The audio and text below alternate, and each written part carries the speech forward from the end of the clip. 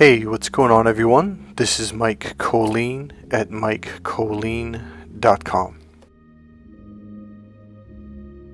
So the name of this song is called Resolutions by Scott Buckley. And I'm just realizing right now that this song actually, the word resolutions, the name of the song, it actually fits what this video is going to be about. So one thing I'm realizing is I'm going to say something, I want to make sure it's heard correctly, is I am a peace bringer. I bring a lot of peace and calm to a lot of people. So I got onto YouTube eventually, and I came to this short with Michelle Pfeiffer. It's a movie that she did where she's a high school teacher. And the name of that movie is Dangerous Minds. So it's about an impoverished neighborhood with kids that are essentially from bad neighborhoods, very dangerous neighborhoods, and she reads a poem to them. Here's what she says. She says, "I will not carry myself down to die. When I go to my grave, my head will be held high."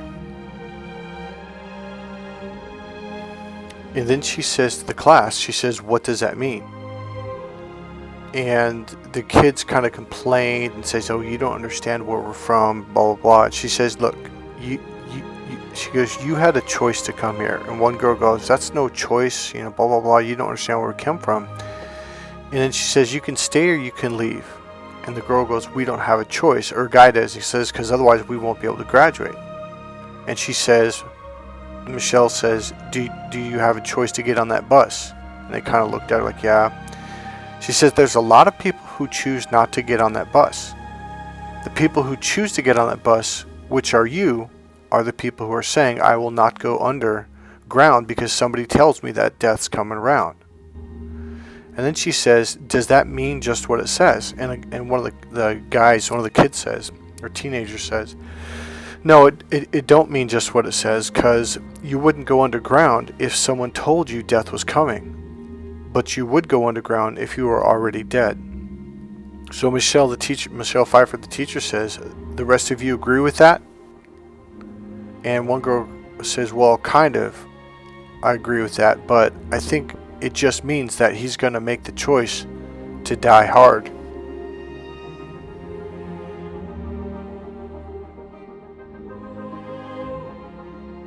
And this time the kid said, "Yeah, I agree with that." And it was pretty much, it was agreed upon with all the kids.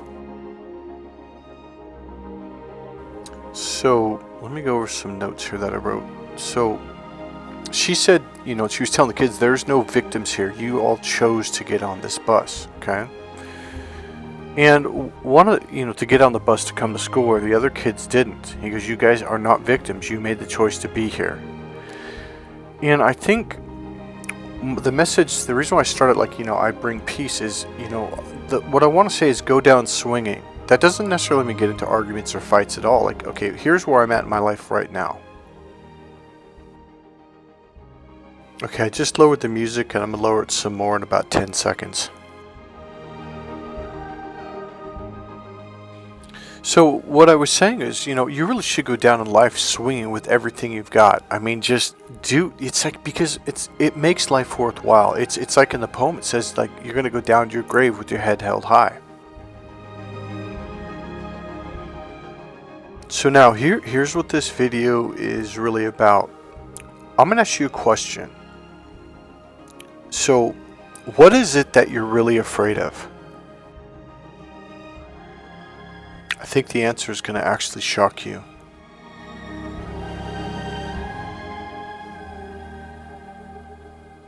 A lot of you probably think it's something like I'm a fear of failure, or what if I don't make it, or what if I'm not good enough, stuff like that. What's going to shock you is that's actually not what you're afraid of. That's just kind of that's what everyone says. You are afraid of your own power. That's why you don't meditate. That's why you don't spend time alone, digging deep and dropping down inside and reconnecting with yourself.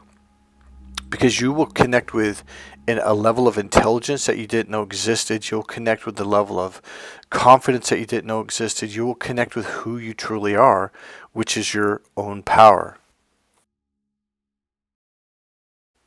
And so a lot of times, teenage kids will kind of like lash out, or they'll do stupid things, get in trouble, etc., get kicked off the football team or basketball team. And what it really is it's not that they don't feel like they're good enough. It's that, because a lot of times it'll be one of the best players on the team. It's really because they're afraid of, like, well, how good am I, or how good can I be? Probably not the best example. I'm going to use a personal one. So I remember when I started taking energy healing courses and stuff, it was eye-opening, it was interesting, it was fascinating, especially when you could see someone actually heal from something. And I was told by a lot of the teachers, one was Uncle George Naopi in Hawaii. He at the time was the big kahuna, like literally, he was the man. And he walked into class without ever meeting me. He was just being introduced to the class to teach us. We were doing like an 8-hour, I think it was 8 or 16-hour Huna training, which is energy healing, Hawaiian energy healing. So essentially, he's a shaman, which there's different forms, different types of shamans on different parts of the planet. He walks into the room, and I'm in the far left corner at the way back, like literally the last corner chair, and he comes in on the far right. There's a door on the far right front of the room, and he walks in, comes forward, comes across the room as he was being introduced. He was supposed to stop, but he saw me, or maybe it was my energy, I don't know. Because I think there was about, 250 people, 200, I don't remember exactly, but it was a pretty big classroom. Yeah, maybe not 250, probably, I don't know, it was a lot. So he came across the front, and they came all the way to the back, and he stopped at me, and he looked at me, and he said, "You're a powerful healer." He goes, "You've came to the planet many, many times, even the very first time. You came here to heal people. You already know how to heal. All you have to do is open up." Now, over my lifetime, I'm not going to go too deep into this, but over my lifetime, I've had some really, really powerful spiritual experiences, which other people saw me do or heard me say, "Hey, this is what happened," blah, blah, blah. Like when I was a little kid, my grandma died, and I ran upstairs and I cried to my mom, "Grandma died, Grandma died." And she's like, "What are you talking about?" I said, "Grandma died in her new red Jeep." And my mom goes, "She doesn't have a red Jeep." Well, she just bought one the week before. So I essentially told her she died in a car accident in her new red Jeep. And they lived 3 states away in Montana when we lived in Wisconsin. And back then we didn't have computers, cell phone, text messages. So long story short, my mom actually got upset and said, "Why would you say that about your grandmother?" And she made me go back down to my room to wait for dinner. And I knew my grandpa would eventually call from the hospital. He did, I'm guessing an hour later, something like that. I don't remember exactly. And I walked upstairs because I knew my mom would be sad. And I was hugging her while she was talking to my grandfather. And after about, 5-10 minutes of talking on the phone, they eventually hung up, and my mom said, "Your grandmother just died. She was in a car accident." And so I said, "I know, Mommy, that's what I was telling you." And my mom grabbed me by the shoulders, pushed me arm's length. She goes, "How did you know that?" And so that was kind of like a big thing in my family, because I was just a kid. I was like 8 or 9 years old. I didn't really understand what had just happened and why she was upset, and then she made me go back down. She was mad at me. Go back down to my room. I think it kind of freaked her out. So one of the pieces on my journey was when I was a little kid. It was one of the first days, probably not first days that I went to church, but I was old enough to go to the little kids' room, probably 3, 4, 5-year-olds or something like that. And I remember they walked me in the room, and right by the door, at very low, at the kid's height, was a picture of Jesus. And they said, "Well, that's Jesus." And I was like, "Wow, he heals people." And this lady was saying he turned water into wine, and he walked on water. And I think she more emphasized that he healed people. And from that point forward, I wanted to know how to do that. So eventually I went to this training in Hawaii, which I briefly mentioned. It was a 5-week training, but I went because of the psychology, the linguistics, the communication stuff, right? The unconscious mind, how it works, and how we can help people on that level. Well, it was in the syllabus, but I think when I read it, I didn't know what it was. Like, what's Huna? And I just kind of briefed over it, whatever, you know. And then they did this Huna training, and so that was one of the first real introductions to energy healing. And I was literally on the verge of a spiritual awakening. And what happened is a man from Australia, during one of the breaks, I was outside of the room. He walked up and he goes, "Do you mind if I talk to you?" I was like, "Yeah, sure, no worries, man." He goes, "I want to let you know something." He goes, "You're about to go through a huge spiritual awakening." And I'm like, "What are you talking about? What's that?" And so he briefly described it, and I kind of looked like, "Oh, okay, man." And he goes, "Here's my number. When you go through it, call me, and I'll help you. I'll help you go through it." Sure enough, I don't remember. I want to say it was about 3 months later. I'm not sure exactly when. It might have been a month later. But I eventually went through it, and I've saved his number. I actually just put a piece of paper in like the junk drawer, and I looked through it and I found it, and I called him in Australia and I told him. So it was a pretty cool deal. But here's the really weird thing. So I started studying Reiki, and then I got involved in pranic healing. That's probably what I spent most of my time training in. And I got really good at it. And everywhere I went, they were like, "You're natural. Like, you were born for this. This is just part of who you are. This is why you're here." And I was, "Oh, okay." I thought everyone, including Uncle George, was just being kind and being nice. Now I'm going to come back around to the beginning of this video. Okay, I'm using this as a metaphor to help you understand. So long story short, I started healing people, and I thought, "Oh, well, that must be just a coincidence." And I remember the teachers looking at me like, "Really? That's what you think?" I'm like, "Well, yeah. And I would essentially justify it because I just couldn't believe, or maybe I was afraid to believe. And I got more and more certifications. I fell in love with it. I would use it on anyone and everyone, and I started working more and more and more. But I really just thought, well, it was just a coincidence, or something like that. And then what happened about, I would say, even as far back as just 5, 6, 7 years ago, maybe even up to 10 years ago, I thought my clients were lying to me. I thought they were making it up.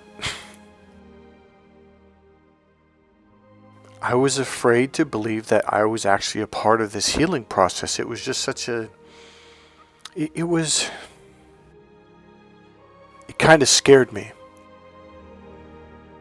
I even had a lady go to her doctor. She went and got the x-ray. She was dying of cancer, and is what it was. And she called me back. I went to my doctor. I don't know if it was 16 weeks later or 12, or it was a certain amount of time. I don't think it was that long. I think it was about 2 months or something like that. And the doctor said that her cancer had shrunk up to a third of the size. The cells went dormant, meaning they were just dead cells or cells sitting there. And then there was another positive thing. I forgot what it was. So the doctor was like, "Yeah, I don't know what you did, but it worked." I was happy. I was wow. And yet I still thought, why are they making this up? I had a really, really hard time accepting it. I'll tell you what it was. It scared me. Another part of the work I do when I do energy healing is I have to go to the other side. Okay, a good way of explaining this may not actually be what it is, but it's like shifting from the left brain to the right side. But it's not just kind of going left, right, left, right. It's like wham, I'm like all the way open, wide open. And the key to it is my emotions being wide open, and there can be a lot of crying. There can be a lot of aha moments of, how do I know this? Mary, she's on our channel, and she had stated in one of her testimonies on my website, she said, I didn't even tell him about the pain in my arms. And then what was the other thing? Oh yeah, her eyes were dry. So as I was going through the energy healing, I tuned in and like, wow, her eyes, she's having problems with her eyes. And I did an energy healing on that, and then her arms, etc., etc. And she wrote back like, I never even told him about that. So number one, things like that really helped me confirm, like, okay, so this is real. I don't know how I'm doing. Well, I know the techniques that I'm using to get there, but I don't really quite understand. Like, well, why? How come I can see this? How come I know this? Here's the other part of it. One thing I noticed is, when I go to the other side, it's almost an emotional, I don't want to use the word traumatic, but it can be emotional. And it's almost scary. I don't know if that's quite the word, but it's an overwhelming emotional experience shifting over. Now, once I'm there, I'm good. Things become clear, become very aware. And then when I come back, there's kind of this, and I think this is why there's a disbelief, because when I'm in the other part of my brain, or the other world, let's call it the 3D world, that just seems unreal. Like that just doesn't do you get what I'm saying? So there, for the longest time, there was this battle with me to where like getting over there was kind of like I had to make myself do it. But once I was there, it was like, okay, this was normal. So here's what I'm trying to say. You may actually be afraid of your power, not failure. Not that you're not good enough. What you're probably afraid of is that you are really powerful, and you are afraid of that for one reason or another. When I say it, and I said this in a few videos back, you are powerful beyond measure. I'm not just saying that to be kind and supportive. And that's exactly what I thought Uncle George Naopi was doing. But as I look back now, it's like he never even met me before. He walked in the room and he just went across right past Dr. Tad James as he was announcing him or introducing him, and all the way back to me, and just boom, laid this on me. As I look back now, it's like, well, Mike, how did he even know you were there? He must have seen something in you. Now I can see that, but back then, for at least 10, 15 years after, I didn't. I literally thought all these people, from the Berkeley Psychic Institute to energy healing to pranic healers, I just thought they were being supportive and kind. Oh, you can do it. That's literally what I thought, because I couldn't believe, or I wouldn't allow myself to believe that I had this ability. So this young lady that I've asked for donations for, I'm going to show her a picture right now. The way I met her was she was having some physical ailments, and she was on Facebook, and I forget what she said or how she said it. And so I helped her out, and boom, it healed her. She was having an issue for 5 months, and it was making her very sick, and nothing. She went to doctors, another doctor, took medicine, like nothing helped her. So I was like, hey, I can help you. I'll do energy healing on you. And bam, it worked. Like within 3 days, 72 plus hours, she started getting better. And this was another one of those things where I said, wait, are you being honest? Are you really? She goes, Mike, yes, everything's working out. So what I'm trying to say is, you might be so shocked that you have this level of intelligence, or maybe you're artistic or musical, or you might have some kind of talent. Maybe it's not healing, maybe it's not energy, or maybe it is. But it might just scare the living crap out of you once you actually do it. And I don't mean that in a bad way, but it's kind of like, whoa, I've lived in this 3D life my whole life, being told by people, oh, that's not real, or oh, you're dumb, or you're not smart. And all of a sudden, boom, you have this amazing ability to do calculus and math or science or something. So take a look at this. Imagine the best case scenario for every situation. Your mind will begin to attract solutions.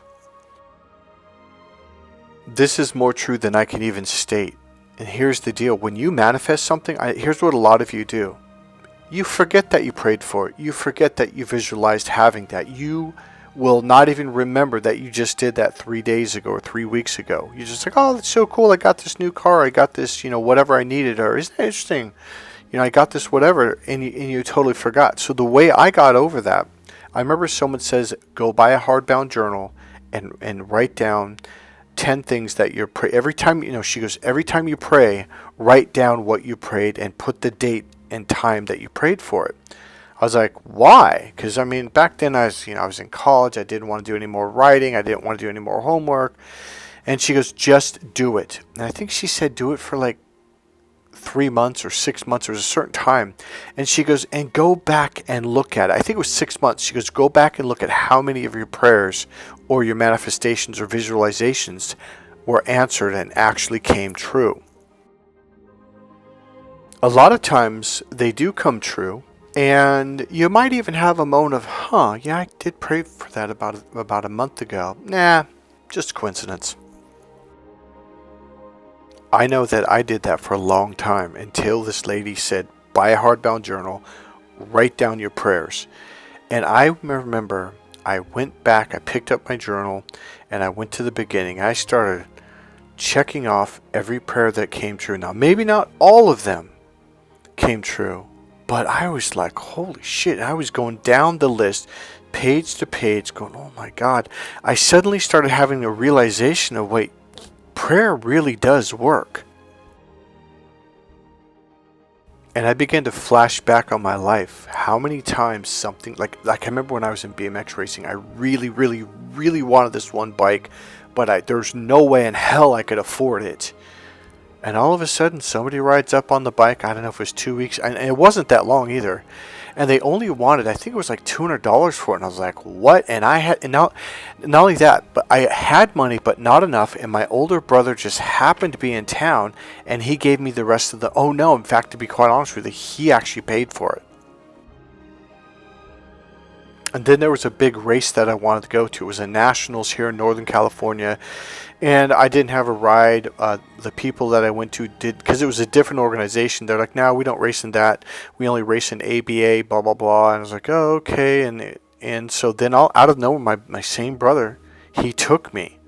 And he paid for the entry fee, which was expensive, and food and everything. And the thing about it is, like, see, that's the thing, especially with the bike. See, my bike had gotten stolen because my other brother, he took it out one night and he left it on the front lawn. Well, there was a kid in the neighborhood that would steal people's bikes, and if you left it out, it was going to be gone.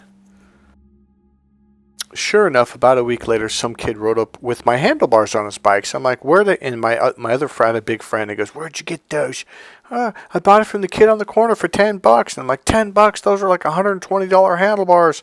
So my friend literally just walked in their house, just opened the door, walked in and grabbed my frame, and my wheel was on it. The front wheel was gone. The handlebars were gone. And he walked out and he had my bike. Well, we called the cops. And the cops showed up. I'm like, well, can you prove it that it's your bike? And every kid in the neighborhood's like, yeah, that's his bike. He's had that bike for years. And I'm like, well, I didn't have the receipt with the serial number. So the cop didn't do anything.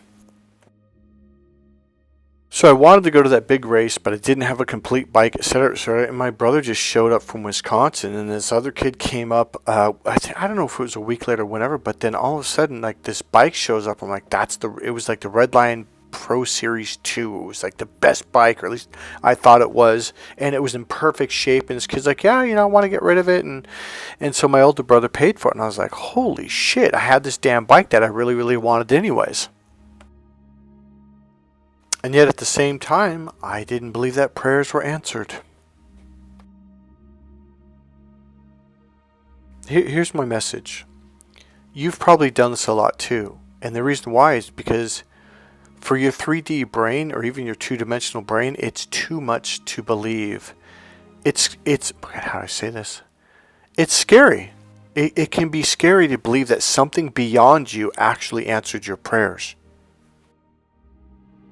What's even more scary is that you actually were the one that manifested that you are the one who has the power to cause these events to fall into place. Because you have to let go of control. And letting go of that logical, linear, two-dimensional, really it's two-dimensional, it's not three-dimensional. Letting go of that control it's scary. Because you're like, well, it's like going into the abyss, or going into like the ocean out in the middle of nowhere, and there's nothing, and you sink down miles and miles, and there's just nothingness. I don't know how to explain that. Now, there's another movie with Samuel L. Jackson, and he was a high school teacher at Richmond High, and I pulled it up. Here it is. Yeah. So the movie's name, it was in 2005. The movie's called Coach Carter. Now, Richmond High from my front door is about 17 minutes away. Okay. So he was a basketball coach, is what I should say. So he's a basketball coach with these kids, and one or two, especially this one kid was really arrogant. Oh yeah, well, F you, and blah, blah, blah. And he grabs him by the throat and slams him up against the wall. And I forget what he said to him, but he said, you can leave. And he kicked him off the team. It's like, now this was like the best, I think it was the best player that they had, or one of the best. And it was like, wait, what do you mean? And it's like shocked him and hurt him. And the coach was like, no. And one of the, he was really on, like, you kids have to get your grades up. You have to get good grades, or you will be cut from this team. You have to stay out of trouble. You have to be good citizens. And it was a really inspiring movie. So I want to say something before I forget it. is you are not here to play small. You are here to play full out, absolute, completely balls to the wall, going for it. See, you're not supposed to put the brakes on and hold them there and then rev the engine. Because a lot of people, oh, I feel stuck. It's like, yeah, because you're not letting go. Now here's the thing. It's literally like driving a car. It's like you're parked, you're on the side of the road next to the curb. You got the engine on, you're vroom, vroom, but you got your other foot on the brake. So you have to let go of that. Now here's the deal. You don't have to go fast. You don't have to drive during rush hour traffic. Just go around the block 5 miles an hour, 3 miles an hour. Start slow. Learn how to drive the car. Get comfortable with the car until you feel comfortable going 5 miles an hour, then 7, then 10. But get started. Start moving. You can take your time, but get moving forward. Eventually you'll be zooming down the road at 25, 35 miles an hour like it's nothing. So in this movie, Coach Carter, the same kid that got kicked off the team, he came back. He got his grades up, he did everything that he was told, and I think at one point, if I remember right, he essentially begged the coach to let him back on the team. And I think even the other teammates give him another chance, and this kid turned out to be one of the best kids, not just on the basketball team, but just as a kid, as a person, as a citizen. And there was a scene where I think the teachers were asking the coach to quit, or they wanted to fire him because they weren't winning. That's the one thing about that team, was they were really good and they used to win a lot, and they weren't winning because the coach was like, no, you can't come to practice until you get your grades up. And to this kid, to that kid, and all of a sudden they didn't have their best players and they weren't winning the games. And so the teacher or the parents were really pissed off. So the coach had a team meeting with the kids, with the players, and I don't know if he said he was going to quit or they're pushing him out. And that one kid that he kicked off the team initially at the very beginning of the season of the movie, he read this off. It's a poem written by Marianne Williamson, and it says, "Our deepest fear." So the kid stood up. So all the kids, if I remember right, they brought their chairs, their student chairs, with the desks, and they brought them into the basketball room, and the coach is talking to them, and they're like, we're going to stay here, we're going to study, we're going to get our grades up. So the coach is saying something, essentially they're going to kick him off or he's going to quit or whatever, and the kid stood up and he says, our deepest fear is not that we are inadequate. Our deepest fear is that we are powerful beyond measure. It is our light, not our darkness, that most frightens us. We ask ourselves, who am I? We ask ourselves, who am I to be brilliant, gorgeous, talented, fabulous? Actually, who are you not to be? You're a child of God. Your playing small does not serve the world. There is nothing enlightening about shrinking so that other people won't feel unsure around you. We were born to make manifest the glory of God that is within us. It is not just in some of us, it is in everyone. As we let our own light shine, we consciously give other people permission to do the same. As we are liberated from our own fear, our presence automatically liberates others. Here's what I want you guys to do. For the next 6 months, I want you to become obsessed with at least 1 or 2 goals. So for right now, what I've really been focusing on is number 1, getting in shape. Just really riding my bike, doing my push-ups, my sit-ups, and pushing myself. For some reason, that has become an obsession with me for the last year or so. And let me tell you something, it's not easy. It's not going to happen in 4 weeks or 6 weeks or 8 weeks. You've got to keep... It took me, be honest with you, a couple of years to even begin to get back in shape. And make sure you get rest in between your workouts. If you work out really hard one day, take a day or 2 off, okay? But it's got to be consistent. 3-4 days a week. You got to keep pushing it. Have light days, have medium days, and have hard days. Meaning, push it. You will get back in shape, okay? So the next thing that I've moved on to is I am just diving headfirst into my NLP, Ericksonian hypnosis, timeline therapy. I'm rereading books. There's a couple books that I bought years ago that I never actually read or completed. I'm reading those books. I'm going at it like hours a day. I'm also doing the home study courses for the NLP practitioner, master practitioner trainings. I'm sharpening my skills. I'm pushing it to the level I've never pushed it before. And I tell you what, I'm getting a lot sharper at this stuff. The next thing I'm focusing on is business. Getting my business, getting more traffic to my website, making more money, setting up workshops. Somehow, some way, I'm going to find a way to do that. So that's the third goal that I'm going after. So right there, I've got 1, 3, 4, 5, 6, and number 8. The other thing that's coming more natural is number 2, just being more grateful and more appreciative of the things around me. It's a lot easier now than it was years ago for me.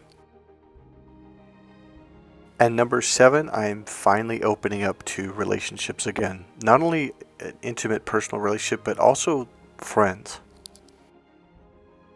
So the very last thing says start focusing on you. I want you to really start focusing on you and your life and your goals and your happiness. Take your energy and bring it back inside. So another one, if I go back to number 6, self-care, I'm really starting to eat more organic vegetables, eating more fruit and vegetables. I kind of slacked off there for a little while. And also increasing my protein because I'm doing my workouts are a lot longer and a lot harder. So I realized I was kind of dragging for a while. It's like I needed to increase my protein intake. So what I want you to do is take 2 of those things and really push it. Focus on those. Become obsessed. It'll make your life a lot funner, a lot happier, and worthwhile. And push it. Like really push yourself in those 2 areas, whether it's learning, growing, developing a skill, whatever it is. Okay? Push it. So I'd like to end it with this. You're not afraid of your failure. You're not afraid of not making it. You're afraid of being successful beyond anything you ever imagined. You're afraid that you're going to tap into an ability, skill, or power that you already have that's inborn inside you, that you either didn't know you had or you knew you had and you've been holding back.